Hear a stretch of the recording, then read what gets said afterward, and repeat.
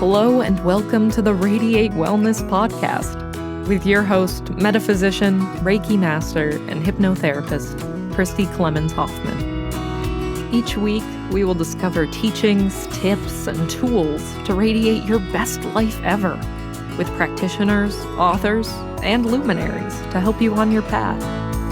Wellness, joy, peace, abundance. What do you want to radiate? Hello and welcome back to the Radiate Wellness podcast. Today we radiate responsibility with Rajan Shankara, the author of Everything is Your Fault. Now, Rajan is currently a meditation guide, award-winning writer, author of 4 books, self-development mentor, online coach, fitness and health expert, business owner, and podcast host. Hello, Raj. How are you? Hi, I'm well. Thanks for having me.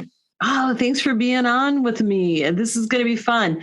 I just have to ask, when do you find time to sleep? You do a lot of stuff. I'm learning to not do so much. I just finished a year contract consulting with NASA and also spent a year learning how to master the stock market. So I'm in a position now where I'm going to relax for maybe a week or two before learning something new. Oh, and my daughter just turned 1 year old today. Oh, happy birthday. That's wonderful. Well, happy birthday, Dad, because when a daughter is born, a dad is created. Oh, thank you. Very well said. I've never heard that before. Oh, my goodness. So you are a former monk. This is part of like what brings you to this point, a Hindu monk. Now, I've heard of all kinds of monks, but I did not know them. Now, this shows my ignorance. Have not heard that the Hindu faith also had monasteries. Oh, that's common. I'm not surprised you say that. Really? I found all the time people know very little about monastic culture in general. Even a lot of people are surprised that monks drink beer and wine, right? Look at the look on your face. Right? Oh my gosh. Now the Catholics, they're kind of known for brewing. The Catholic monks are known for brewing and making wine and stuff like that. But a lot of people don't know that Catholic monks, thousands of years ago, we have monks to thank for champagne, chocolate, bread, wine, fine beer, especially out of Belgium. So Hindus or Eastern philosophical faiths have quite possibly the oldest monastic culture. They're the longest running monks. We can take the credit for that, I think. Nice. Good on ya. Well, it's so funny because, I've been paging through your book, and in the introduction, you talk about how you came this close to being busted for a hell of a lot of drugs. Yeah. Wow. Yeah, when I was younger, I don't know. I was a criminal for some reason. I know why. I thought that was what was required of me to be a man. Sure. Yeah. That's common. That's very common. Yeah. So where I grew up, that's just what you did, Instead of buying drugs, you sold them. And that's just that was our community. And thank God I was very close to being incarcerated, like a lot of my friends that I grew up with. But I was spared, I guess. I was given a second chance by a police officer. That story was amazing.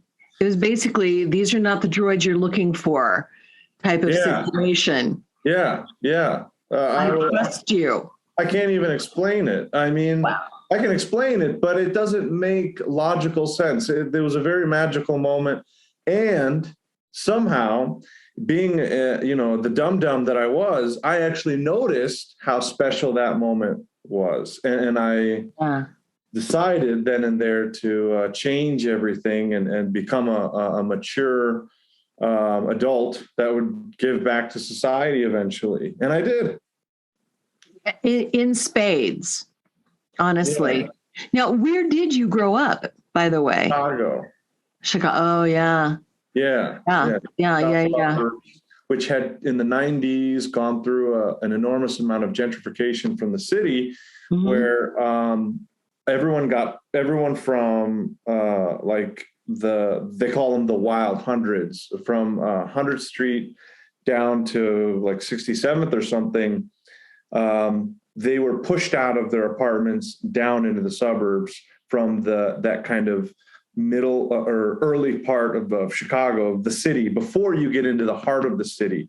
And basically Chicago is surrounded in a circle against the water by suburbs and then inner city. And then you have the heart of it. So everyone on this outer kind of inner city range was pushed down into the suburbs. And it was where I was formed, where my early, youth took place. And it was an interesting time to be alive. It was an amazing time to be alive, actually. And, with these strong role models, for good or bad, shaping you, who you felt that you had to be, what it meant to be a man, what it meant to be an adult, and seeing all of this. Now, did you grow up Hindu? No. And Raj is not even my birth name. So I made this radical change after giving a second chance, starting an asphalt business with my best friend, being straight as an arrow and just really kind of starting the first financial stability in my life and getting a good head on my shoulders. And then all of a sudden, it made me very unhappy. We were very successful as young entrepreneurs starting an asphalt business. And we were making thousands of dollars, sometimes in a day. And it was too much too soon for an 18-year-old, 19-year-old. And me and my business partner and best friend were wondering what was the point of everything if we could make all this money, but we were still kind of lost. What exactly were we born for? So we were asking really big questions, and I was inspired by a book that I had read by a Hindu monk named Paramahansa Yogananda, Autobiography of a Yogi. Oh, yeah. Yeah. Huge book. And I finished the book and decided that I would not necessarily become a Hindu, but seek yogic mastery in the jungle somewhere. And that's exactly what I did. What jungle? I went to the jungles of Kauai, Hawaii, the smallest island of the Hawaiian island chain. Mm-hmm. And so there was a monastery there?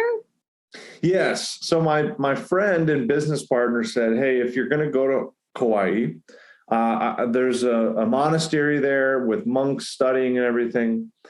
And I sort of put it in the back of my mind. That wasn't why I went to Kauai. I went to Kauai because my sister was sort of around me at the time, my older sister, and she kind of recognized that I was needing a spiritual journey, a quest, which she had gone on years earlier. And she's a little bit older than I am. And she said, well, if you're going to do something, go to Hawaii, go to Kauai, and I will come with you. And I will, because that's where she went on her spiritual journey there and across Europe and things like that. But Kauai was influential for her. It's a very special place if you've never been. So, long story short, I ended up there with my sister, who trained me how to live in the wild for 1 month. And then she flew back to the mainland. And I said, I'm going to dedicate myself to this path. I'm going to live and follow these protocols for surviving unseen in the jungle. And she asked me to go to the monastery and not stay in the wild before she left. And that's how I ended up sort of, as they say, begged for entrance into the monastery training.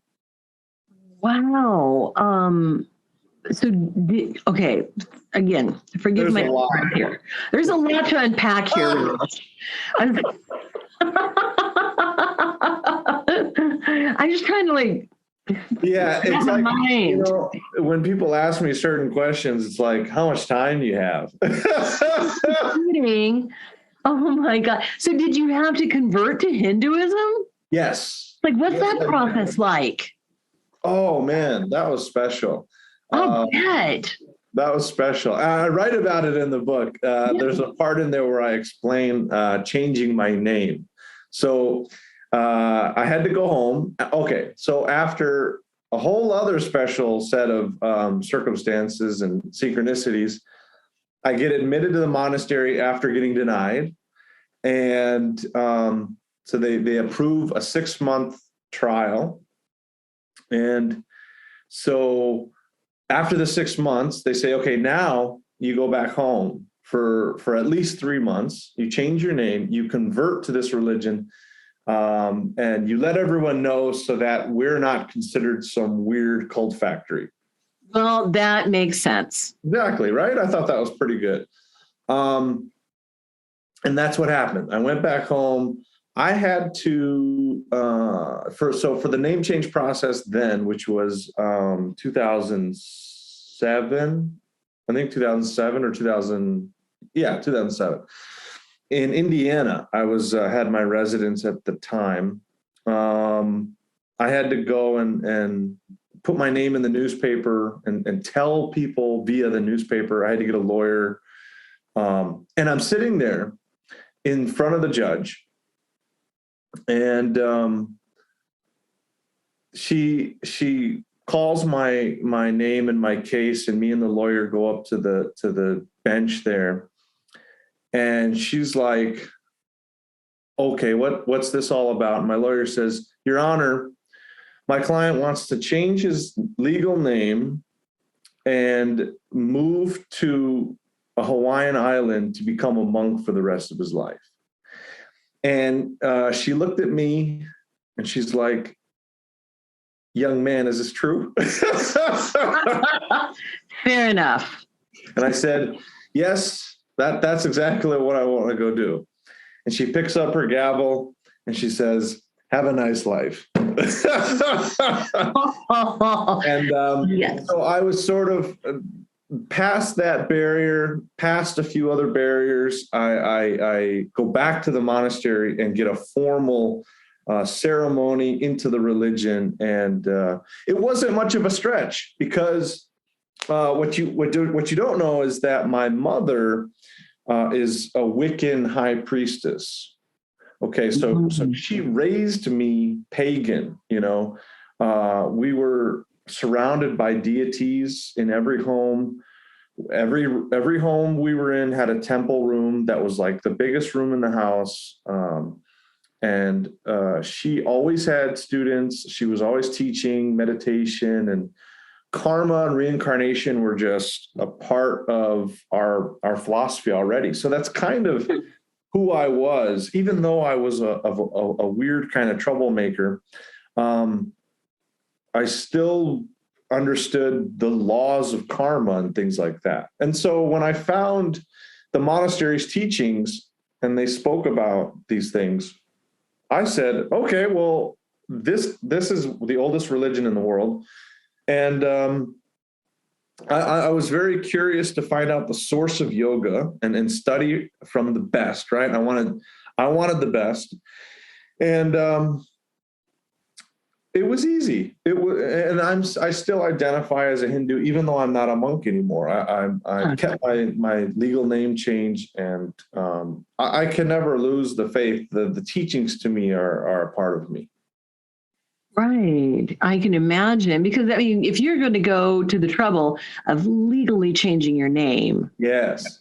That's a major process. Yes, it is.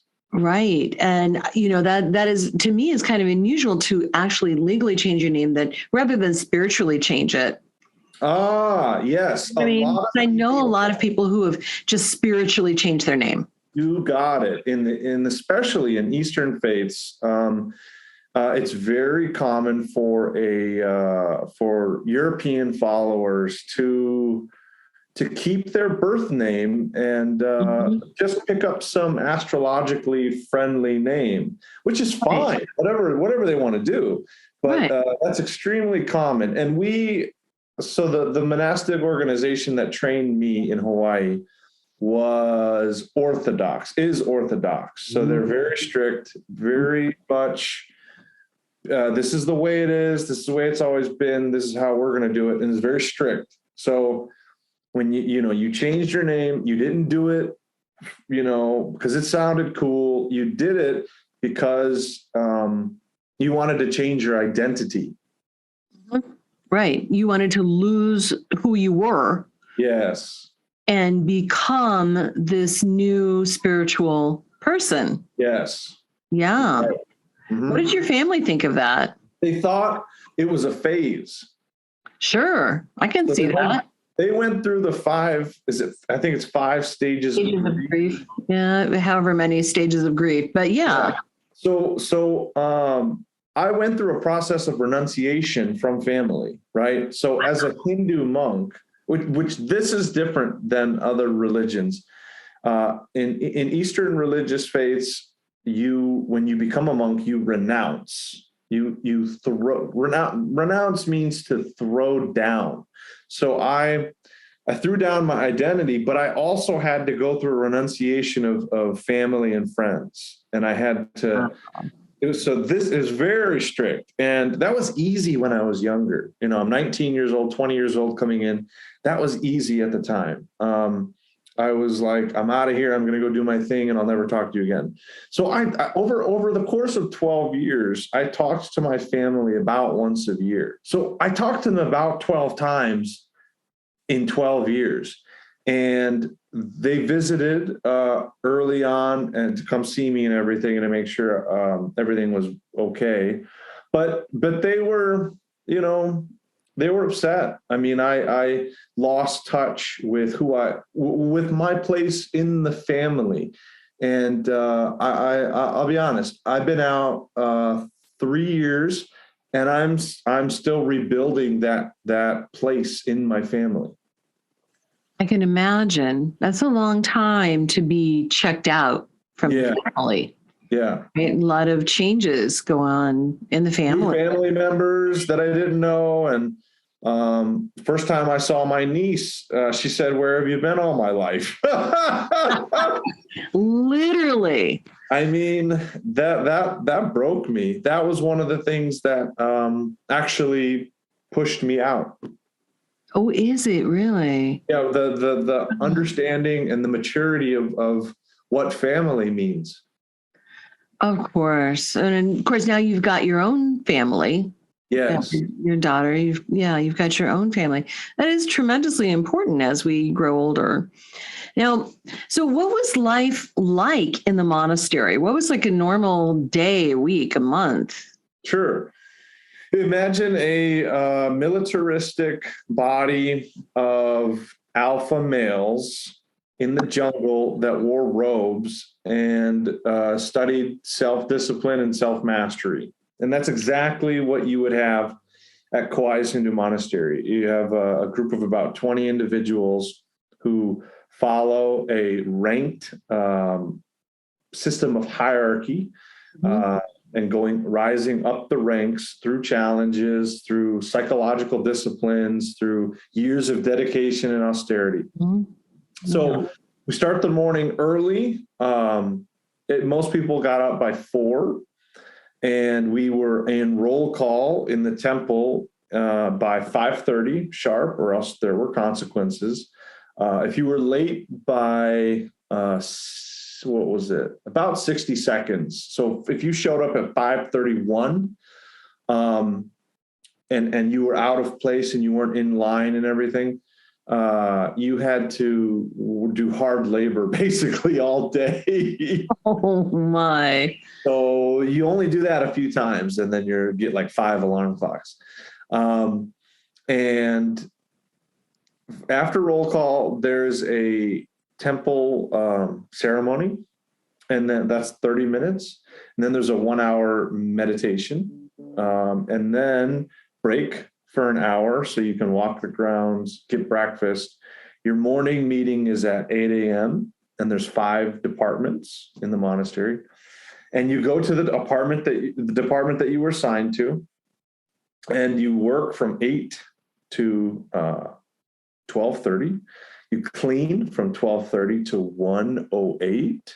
At 1:08, you have lunch with the group on the floor, traditional Indian lunch. And 1:30 is break till 3. So a lot of the younger monks during their break would train in the gym. And then you could do laundry, you could do whatever you wanted. And then at 3 o'clock, back to your department for work. 6 o'clock, training again, 6 to 7. 6 to 7 was more, you had to train. You had to, it wasn't like free time. It was like time to exercise, time to get moving. And then 7 to 9 is like a R&R time for the monks. You go into a rec room, watch some TV, drink some beer, drink some wine. No real formality from 7 to 9. Just let go of that kind of high pressure environment. And then a 9 o'clock lights out, and you wake up and do it all over again the next day. That really doesn't sound too bad. I mean, that's fantastic. Sure. It was amazing. It was, yeah. Yeah. Dumb question. Was this all in English? Yes, that's a good question. No, we had a specific English only policy. We had several monks. They have several monks of different ethnicities and everything, and different backgrounds and different languages: French, Italian, Malaysian, Really? yeah, Singaporean, and they could speak all kinds of those languages. But over the years, the monastery has been around since the 50s. So they found over the years that speaking different languages kind of alienated the monks who couldn't understand it. So it was an English-only policy. That's a very good question. Yeah, I was very curious about that, because I can imagine that it would be, you just don't know if it would all be English, but that's interesting. Excuse me. I should say the only other language we spoke or used was Shum. Shum is a meditation, language developed for meditation and mystics.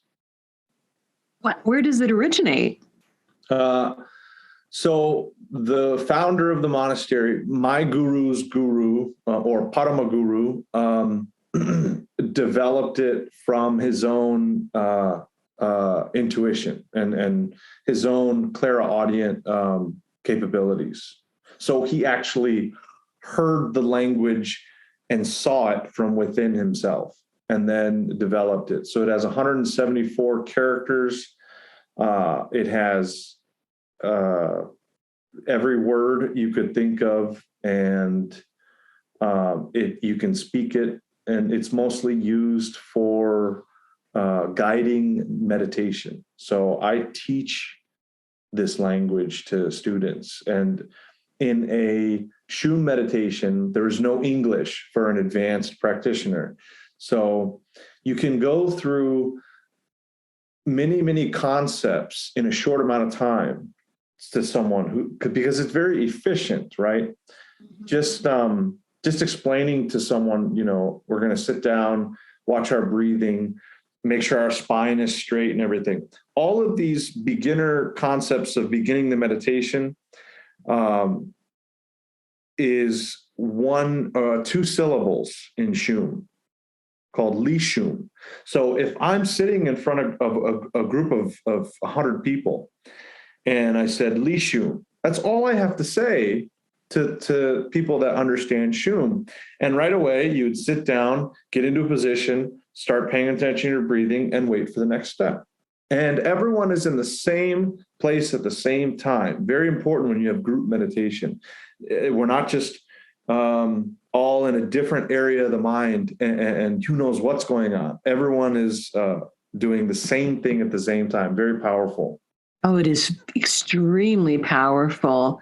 Do you still keep up that type of practice even though you're not in the monastery anymore? Oh, absolutely. I have sessions with students and I still myself use it every day. Wow. I used to teach it online every morning at 4:30 and 5:30 when I got out of the monastery. That was exhausting. So I went to one-on-one only. Yeah, that makes sense. Now, you learned quite a bit in the monastery. So I saw that you went through all types of different jobs, different roles, different departments. Yes. This was really some kind of like, it's like an MBA, basically. I wish it was an accredited organization. I would have like 7 masters. Yeah. But things like office work, vehicle maintenance, physical maintenance. I mean, it's like all of the things. It's amazing. Yeah, everything. I think, except for surgery. I've never said that before, but I like that. I can't help you there. That paints a picture, Raj. I'm telling you. But why? But why the in-depth training? What is the purpose of like cross training everything? Self-sufficiency. Oh, sure. Self-sufficiency. So, in a monastery,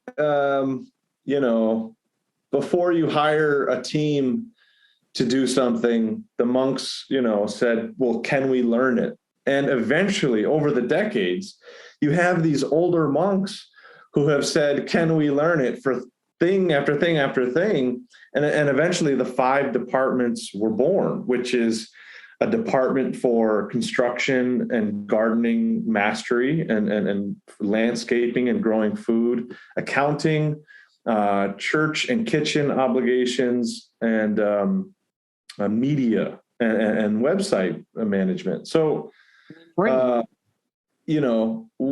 I got to experience all of the departments, I went through 2 of the most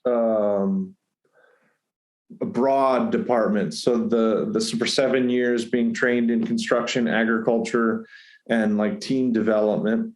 And then 5 years in writing, web work, and travel coordination.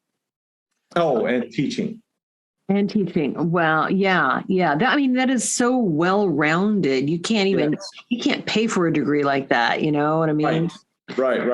It would take a long time, much longer than 12 years in a normal setting. Right. Because when you don't have family, you can do a lot of stuff.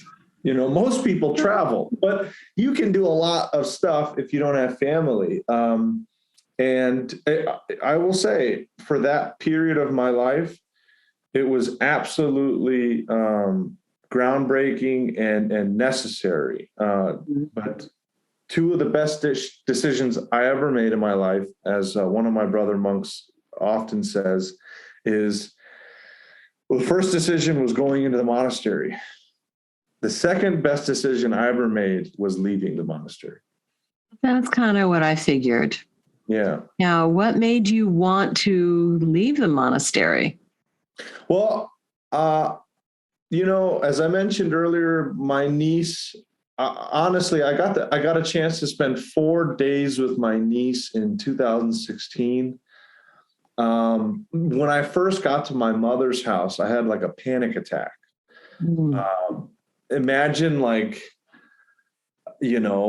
being young and free and then like having to go back to your mother's house after 10 years. It was weird. And I also had a bit of PTSD. So the monastery, you never traveled alone.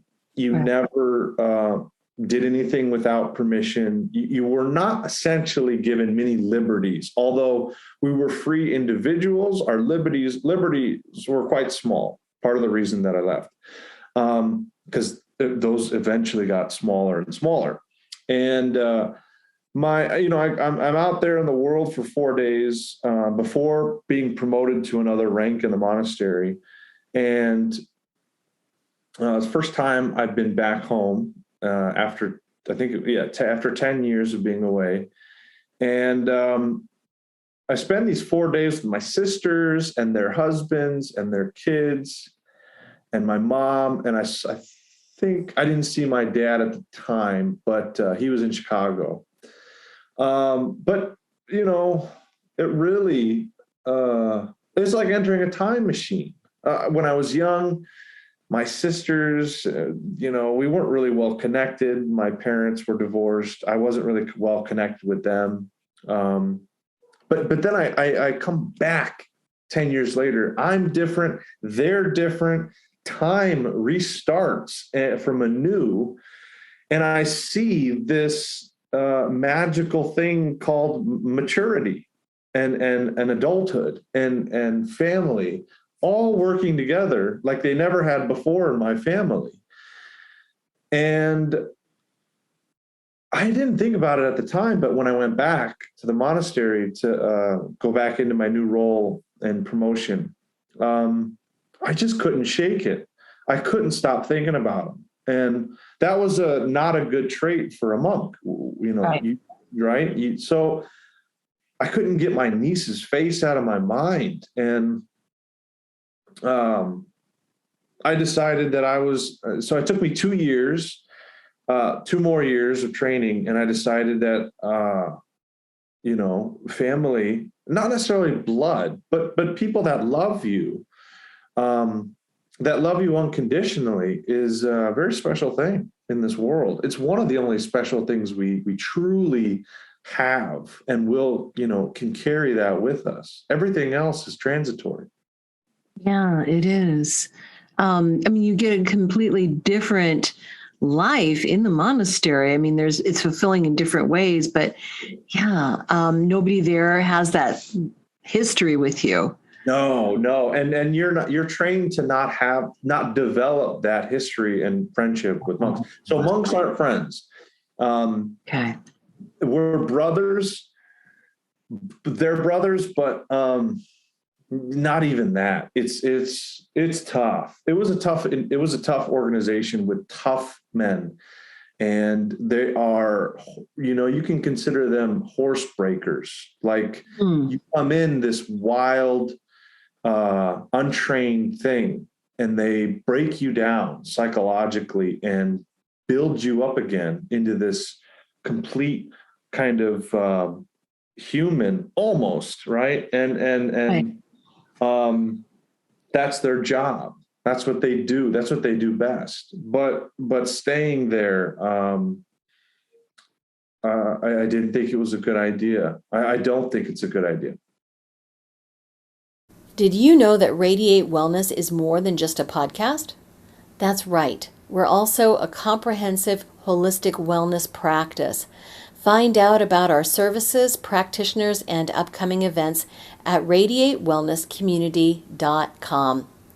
While you're there, visit our podcast page to read more about our great guests and even donate to the podcast. If you like our podcast, you can help in other ways as well, like subscribe or follow us wherever you're listening right now. Tell a friend, a family member, or a coworker about the great content you find here. And if you wouldn't mind, please give us a thumbs up, a 5-star rating, or a positive review. Sounds like a small thing, but it really helps. You might like to know about our Facebook communities while we're at it.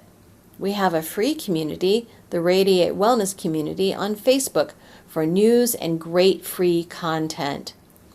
Our subscribers group is Radiate You, as in the letter U, but also, well, you. There you'll find curated replays of past classes, guest interviews, and more.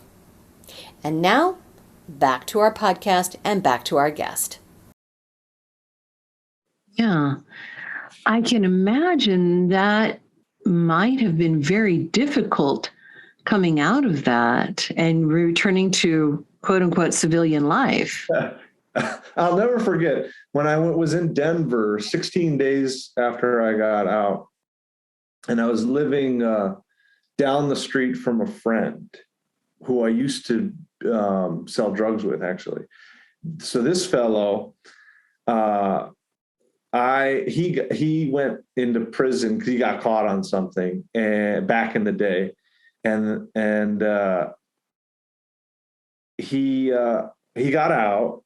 And before I went to the monastery, I gave him my asphalt business. So years later, he has kind of turned into a business master, and he started America's most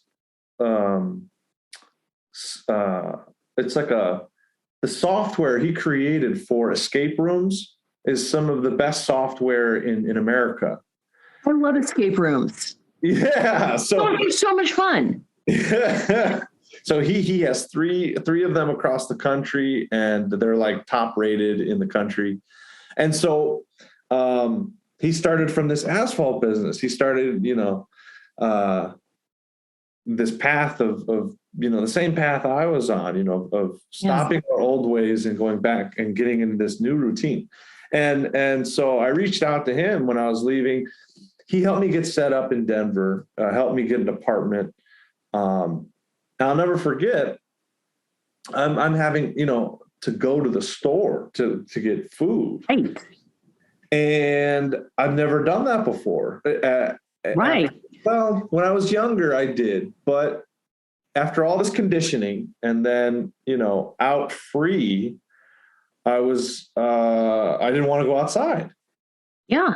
And I was like, I remember telling him, and he was like, well, let me know when you go, and we'll start small, right? So I just had to walk there and everything. And I would tell him, hey, I'm going to go to the store and get some food. And he would say, good luck, and you can do this. So driving a car after all that time by myself, but listening to music, that is special. So we weren't allowed to listen to Western music, only religious music. But, some people ask me all the time, what's one of the most powerful things now that you get to do? And it's listening to anything you want at any time, via a phone, on Spotify or whatever. I mean, that is amazing. And you can, that's a miracle. That's a miracle. And we take it for granted. So sometimes we lose stuff and we don't have it anymore. And we realize how precious it is. And it helps to go through that process so that you can maybe rekindle inspiration for life again. It's kind of something I work with people through. I don't recommend that you do some of the things that I did, like sleep on a concrete floor for 6 months. But I do recommend that, you appreciate and have gratitude for just all the little things inside your house, being inside the house, things like that. It's a big one for the younger students that I teach. I can imagine. Now, in the monastery, did you have to take vows like poverty, chastity, obedience, those type of things? I can imagine. Yeah, we have 4 vows. I think 4, yeah. So we had to renew those every 2 years. And then after 12 to 15 years, you sign lifetime vows. So I was only under 2-year vows, and I kept renewing them. And then when the time came for me to decide if I wanted to take lifetime vows, that's when I decided to make my exit. Sure. I mean, you said it was one of the best decisions you've ever made, but it had to be a hard one too. Oh my God. It was hard. It was hard. I cried. I had 72 hours to, distribute my duties and everything, and turn in my computer. And we did have computers. I got a plane ticket to wherever I wanted to go, and $2,000. To start all over with, to start your life, basically. Yeah. Start your life. Yeah. Well, yeah. And that's something that I was thinking about recently. That's exactly what happens. You get $2,000 and you start over. And I got a phone. I put the rest of the money in the bank. My brother-in-law helped me in Texas. I went to Texas first to spend 16 days with my family before going to Denver. And, I grew. I'm amazed where it's come, where I've gone, or how do I say that? How far I've come.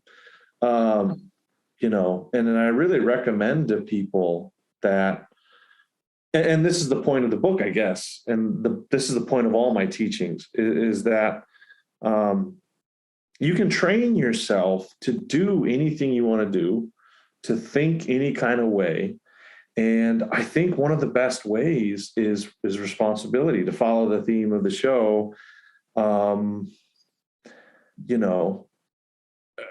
There's something about responsibility, which is why the book is called Everything Is Your Fault. There's something about personal responsibility that forces the universe to kind of bend to your will. It's phenomenal. Yeah, tell me more about that. That's interesting. Well, I'm very much a believer of being in tune with the universe and the law of attraction, of course, and everything being connected. I mean, on a deeper level, a Hindu believes that they're God and that everyone is actually God. But on a more mundane level, there's this philosophy of attraction where the way we think and the way we feel exudes out of us, and then the universe kind of matches like with like. So if we can be positive in tragic situations, if we can take responsibility in situations and circumstance that is completely out of our control, if we can somehow mold those two aspects of philosophy together and live it, I truly think that we can make our dreams come true. Now, that is what's important, is that assumes that you have dreams, that assumes that you have goals and an aim. So without an aim, there's nothing for the universe to present to you. You need that mental, energetic kind of magnet to get the attraction going. And once you have that, you couple that with willpower, and you're unstoppable.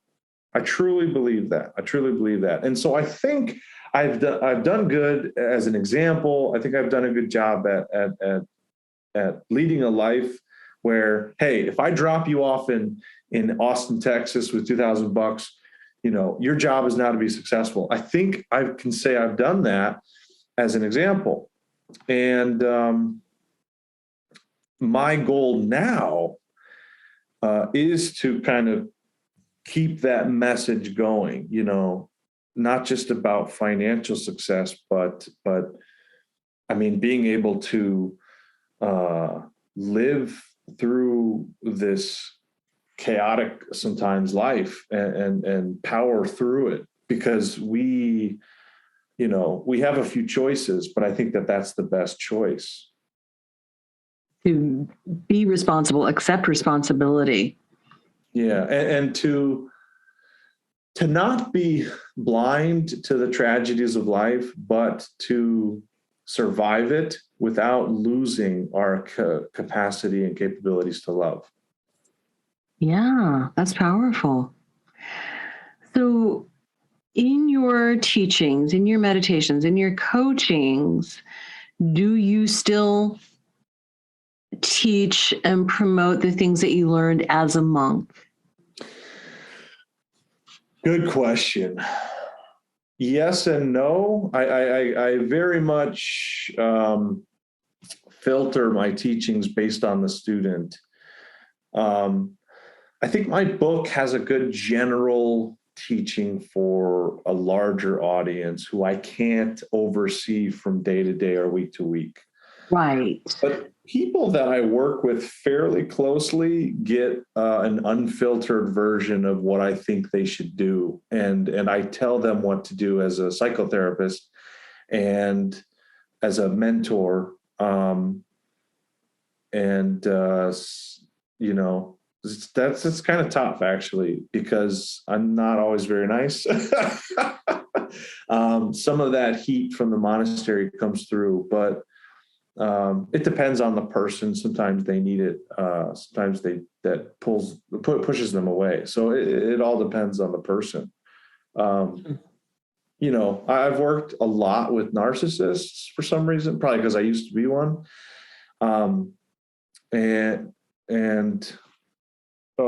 They are tough. You have to really break through their thick skulls. Once you get in there, though, and break them down a little bit, it's a magical thing to see. I've recorded some of those sessions, actually, and it's amazing. I had one student who I worked with for 8 months. I told them the same thing in the first session as I did in the very last. And then, but on that last session, when they had this incredible kind of breakthrough, I said it with a lot of anger and frustration. And it was hard. It was it would have been very crushing as a narcissist to hear some of these things that I said, but man, that's exactly what they needed. And so glad to find out, years later, that they're thriving with their family and everything and doing quite well. I don't teach sleep deprivation, which I learned and lived through for 9 months. I was sleep deprived on 2-hour naps a day. And I had to stay up through the night on various shifts in the monastery temple. Food, and I don't teach so much fasting from food. And I don't really teach austerity too much. Minimalism, yes, but not renunciation. Sure. I get asked a lot by young people if they should do what I did. And I finally, a few years of thinking about that, I finally came up with an answer that I was happy with, which is never join an organization that makes you sign a piece of paper that cuts off your family. Yeah, that's a tough one. Yeah. And that tends to be at the heart of most cults that we would consider cults, that you have to sever ties. Yes. And what I found was, in looking back through Buddhist monastic traditions, which are the strongest in history. Some Buddhist monasteries have thousands of monks.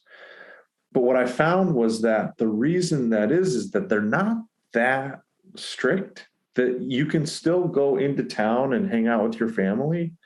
So there's a lot of culture behind that. There's a lot of reason, to why they do that. And I think that's so that they continue their monastic tradition. And I think the Hindu monasticism is a flame that is getting smaller and smaller by the decade. Yes, we are made to be social creatures. We are social animals, and society is very important to humans. So I can imagine that would be very tough to maintain for very long. Yeah. Yeah, I think it is. It's for the few. And I don't know. Eventually it may be for no one. I think our civilization is evolving and, getting more higher minded, getting higher consciousness. It may not seem like it, but it is as a whole, if we zoom out, and I'm just not sure high-minded young people of the future are going to be able to deal with being cut off like that for very long. I think eventually we'll learn this holistic version where self-discovery is possible, family is possible, financial success is possible, helping others is possible, and doing it all is possible. Yeah. So for young people now who are maybe addicted to social media, who are, living a very connected life, where would you suggest they start to discover this personal responsibility? Right. Yeah, and that's something that comes up every day. I'm sure. And it may be something that's very tailored to the person. Yeah, it tends to be, but I would say I wrote an article. I used to write articles. One of my last articles was about youth suicide and self-harm via social media. So there's an enormous amount of rising rates, and there's so many studies to prove this. The invention of Snapchat, message filters to change the way you look. It all goes back to when Facebook changed its privacy policy from being having to be a university student to anyone could make a profile. A lot of self-harm and suicide rates went up from there and skyrocket after Snapchat. So I wrote an article detailing this for people. And now I've written articles before that got maybe 40, 50,000 reads in a matter of weeks. And the numbers on this article were so small. It was like, well, it shows the consciousness of where people are at, in my readers anyways, because some of my biggest articles are about love and relationships. And so I decided, it kind of turned me off from writing for the general public. But the point is, I found in this article that there needs to be a conversation there. And that's a kind of generality that we can use with everyone. It has to be a conversation. It has to be a self-awareness that comes with it. And that comes back to personal responsibility. So I need the individual listening to me to understand that there's a problem, and I need them to want to get better for themselves. I've had clients, I've had some families hire me for their young people, their sons and daughters, right? It really doesn't work too well because the son or the daughter doesn't necessarily want it themselves, but the family name is at stake, things like that. These are very wealthy, powerful people. They want the name to go on without kind of any headlines or anything. But I can't, it's very difficult to break through to these people. It takes a long time, and it's a very slow route of really becoming their friend first, which is fine. But the person needs to want it. You got to want it. And I've worked with about 2,000 young people since 2015. And there's a large population of those people that want the change, right? So it's not just that, because they will still fail. But first they need to be there to kind of get knocked down and try again. But if they want it, they will go through that process. And then there has to be a maturing point. So we have to take the individual and accelerate their evolution somehow, their maturation.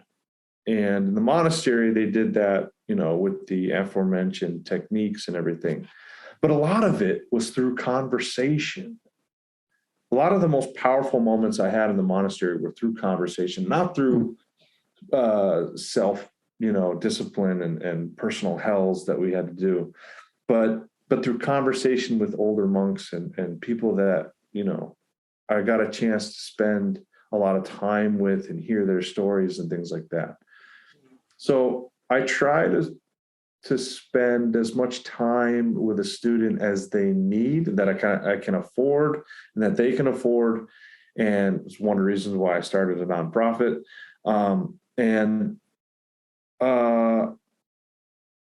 So time and conversation. So if young people out there can get a role model, or can get someone that they can talk to, can get someone that they can write to, or write to themselves, and journal. But it takes time. You need to accelerate the amount of time that you're evolving and accelerate it. So sure. that's kind of the long and the short of it. It was just the long of it. I want to shift gears a little bit, Raj, and talk about the work you've been doing with NASA. That is so freaking fascinating to me. Yeah. Oh, so I spent a year in project coordination with advanced air mobility. Basically, I was on a team of coordinators that worked with academia and engineers and scientists to further the mission of human drone flight. Yeah. What human drone flight? What does that mean? That means that eventually, in 10 years, 20 years, instead of taking a car to go somewhere like an Uber, we'll take a drone. Interesting. Yeah, okay. we'll fly places in small electrical air vehicles. Okay, I am totally down with that. That sounds like fun. Yeah, the bigger picture is also work commutes. You'd be able to get anywhere around the country, in a matter of hours. It wouldn't take long. Wow. So what likely do you bring to that? Like what? What? Yeah. What? Okay. I was fortunate enough to be introduced to the director of the department, and he was a student of mine for a few years. He meditated together every day and just worked on different things together. And he found out I was moving to California and asked if I could apply to sign up to his team. So I did, and it was an amazing experience. So that ended before Thanksgiving, and then we took a trip around the country. So I needed a break from everything. Sure. And so now got some other things in the pipeline, and I'll be excited to talk about that in the future. Nice. Well, your book came out this past summer, right? 2021. Yeah. And it's out there now from O Books or John Hunt Publishing. And where can people find it? I mean, Amazon.com is the place to be. I was selling copies myself when it first got published. That was exhausting. I do not like. Yeah, that's grueling. I decided I didn't want to be a shipping and receiving department in my house. No. So thankfully, John Hunt Publishing and O Books has, picked up the project and put it on Amazon and Barnes and Noble and all that stuff. And indiebooksellers.com, the indie booksellers. I'm very lucky. I got a lot of advice from different people about self-publishing and this and that. And self-publishing is very tough, but it can be very valuable. I'm not really, I don't know. I'm not really worried about a lot of stuff. So I wrote the book. I'm glad it's over and I love it, but I didn't really want to write it. My student asked me to do it, one of my students. So I did it for them. And That's how I wrote the other books too. Yeah, because you've written other books too. Let's go through the other books you've written. Oh yeah. So when I was in the monastery, I started teaching online in 2015. And I worked with about 500 individuals simultaneously as clients and students. And it was exhausting. It nearly broke me as a person. I just lost myself. And I help coaches, with their coaching sometimes. And I advise coaches to be very careful with how many clients you take on and how close you get to them. It's a very interesting field, listening to trauma every day.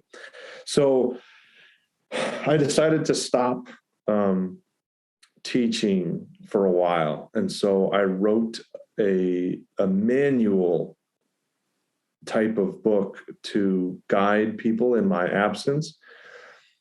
And then I just started writing, and I wrote 2 more pieces after that. And then I combined all of them into a trilogy.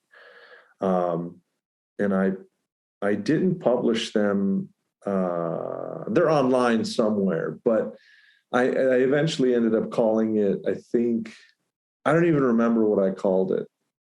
Maybe A Sacred Earth, but it's out there somewhere online, I think, but it's unpublished kind of.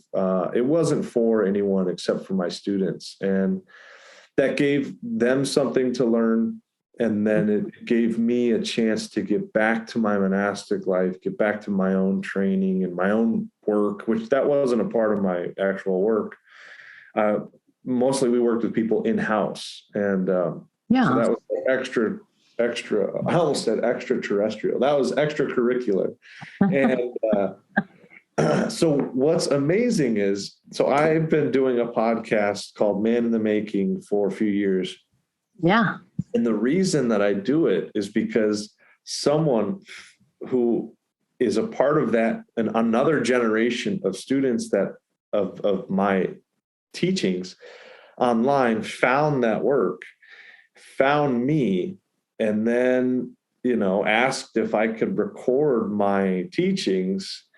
And I said, why don't we make a podcast? And so my student and I have been doing a podcast every Wednesday for almost 2 years.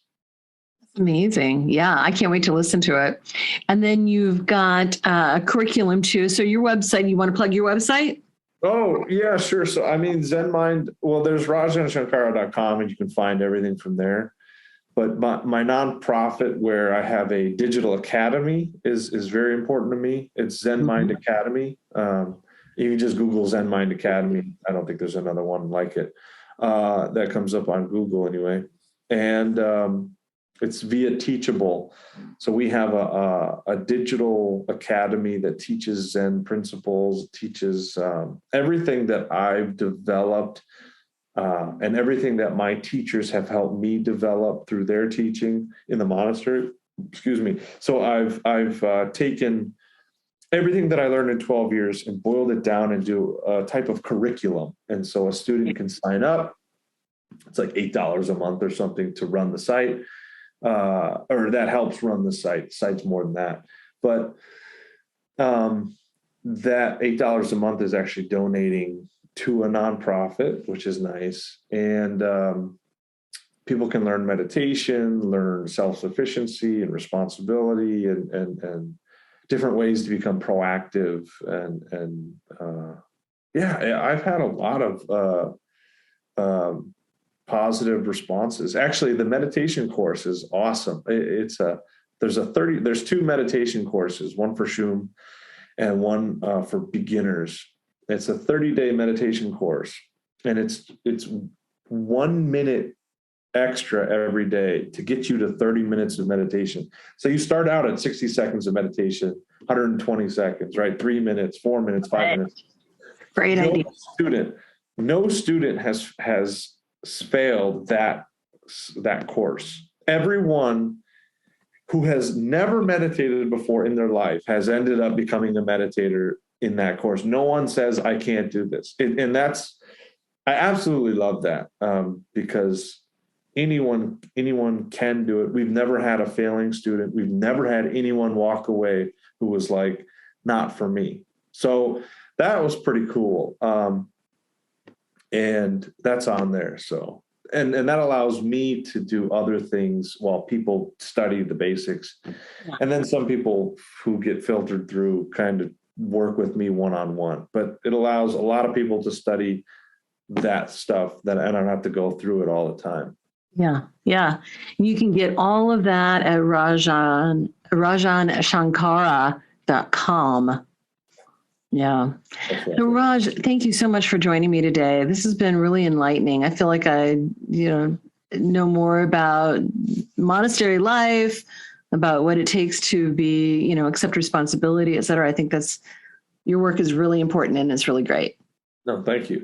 I appreciate that and being on the show and having your time, because it was just very valuable. Thank you.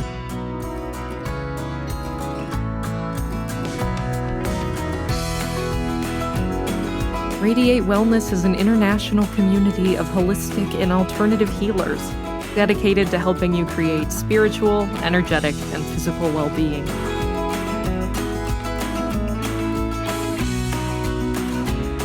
To learn more about our practitioners, services, classes, and events, or to schedule an appointment, visit us at radiatewellnesscommunity.com.